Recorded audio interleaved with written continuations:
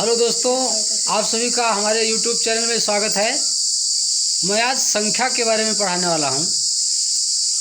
और देखिए, संख्याएं कितने प्रकार की होती हैं।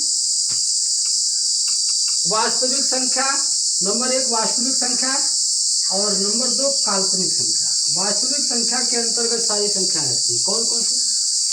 जैसे पूर्ण संख्या है या पूर्णांक संख्या है या परिमेय संख्या है या अपरिमेय, तो इसके अंतर्गत ये सारी संख्याएं आती हैं। मान लिया 1 है, 2 है, 3 है, 4 है, 5 है, और या परिमेय संख्या है 2/7 है, 1/2 है, -4 है। तो ये सारी संख्याएं वास्तविक संख्याओं के अंतर्गत आती हैं। अच्छा, काल्पनिक संख्या, पहले इस चीज को समझ लीजिएगा। इसमें तो ये बड़ा सागर है, इसमें तो समझना बहुत दूर तक है। इसको थोड़ा ही समझना है तो थोड़ी देर के लिए समझ लीजिएगा। काल्पनिक संख्याएं यानी काल्पनिक संख्याएं वे होती हैं जो यानी कि गुणा करने पर या कुछ करने पर उनके चिन्ह बदलते नहीं है। कैसे? जैसे मान लिया लिखा है रूट के अंदर -4 गुणे और रूट के अंदर -4, तो इसको जब आप गुणा करेंगे तो ये तो हो गया, मान लिया इसका वर्गमूल 2 हो गया, है ना, और इसका भी वर्गमूल 2 हो गया, -2 हो गया, तो 2 दूनी 4, तो -4 ही आएगा, चिन्ह नहीं बदलेगा।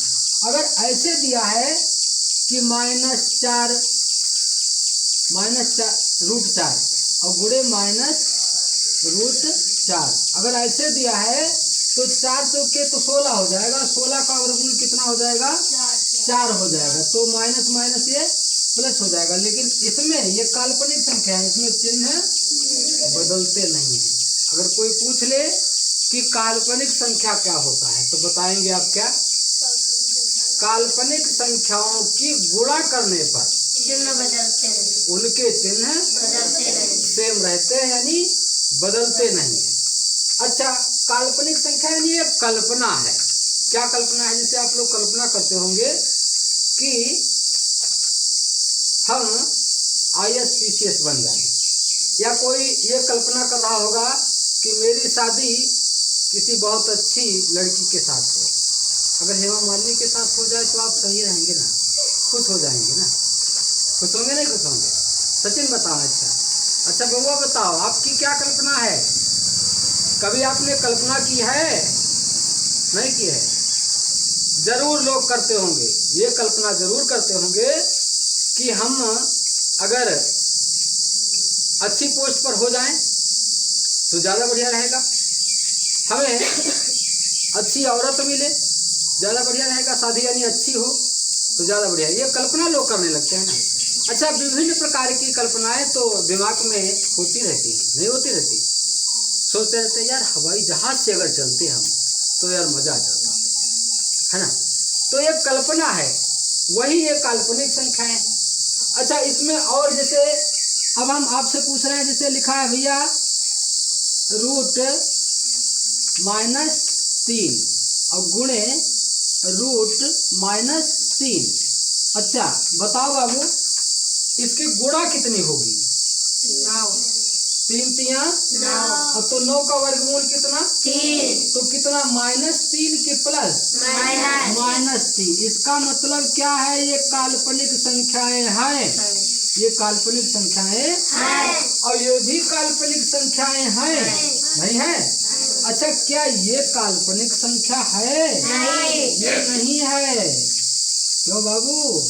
ये काल्पनिक संख्या नहीं है। समझ गए? तो काल्पनिक संख्याओं के बारे में आपको बताया। अच्छा, वास्तविक संख्याओं के अंतर्गत तो बड़ा सिस्टम बड़ा है भाई, आपको बताएं। इसको उतार लीजिएगा, इस नीचे वाले को पहले उतार लें, उतार लीजिए, उसको चलते रहने दीजिए, उतार लो।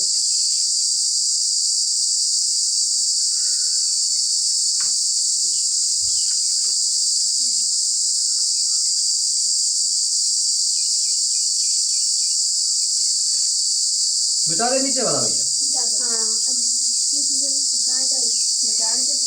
तो दूसरे में से उतार लो, नहीं तो ये लंबा हो जाएगा टेबल। कोई एक उतार लिया है बच्चा किसी ने?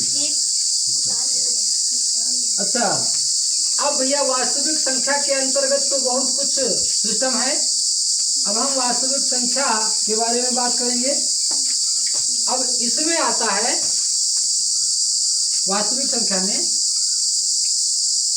एक तो मान लिया दशमलव वाली संख्या है।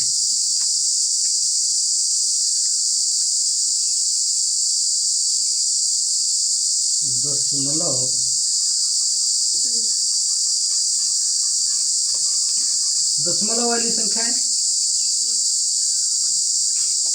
तो दशमलव वाली संख्या है, देखो बाबू, जैसे लिखा है 0.1 या 1.2 या 2.4 है ना, और 0.001 इस प्रकार की ये दशमलव वाली संख्याएं। देखो बाबू, इनके बारे में तो आपको मालूम होगा।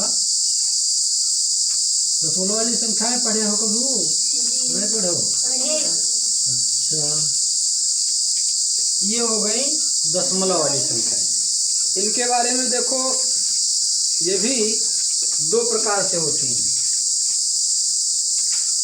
कौन दो प्रकार से? नंबर एक तो इसमें होगा शांत दशमलव, ये पढ़ाया है भैया, शांत दशमलव।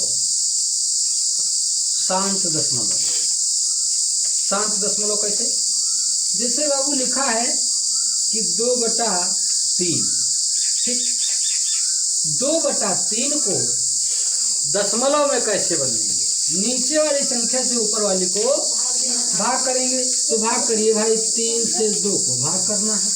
0 बढ़ा के दशमलव लगा दिया, अब यहाँ 0 बढ़ गया, 3 के 18, कितने बचे?